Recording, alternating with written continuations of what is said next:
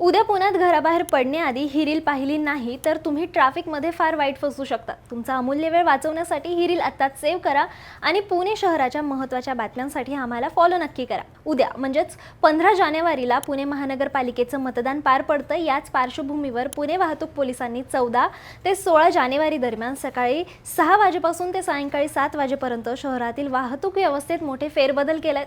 विशेषतः Hadapsar, Koregaon park, camp, Viman Nagar आणि पेठांच्या भागात हे निर्बंध लागू असतील। हडपसरचा साने गुरुजी मार्ग, कोरेगाव पार्कचा नॉर्थ मेन रोड आणि कॅम्पमधील क्वार्टर गेट ते पॉवर हाऊस चौक हे रस्ते सर्वसामान्यांसाठी पूर्णपणे बंद राहणार आहेत। याशिवाय टिळक रोडवरील पुरम चौक आणि बाजीराव रोडवरील सारसबाग खाऊ गल्ली रस्ता सुद्धा पूर्णपणे बंद ठेवला जाणार आहे। येथील वाहतूक अप्पा बळवंत चौक आणि पुरम चौकातून वळवण्यात आली आहे। मतदान केंद्रावर होणारी गर्दी आणि सुरक्षा व्यवस्था पाहता पोलिसांनी हे कडक पाऊल उचललंय।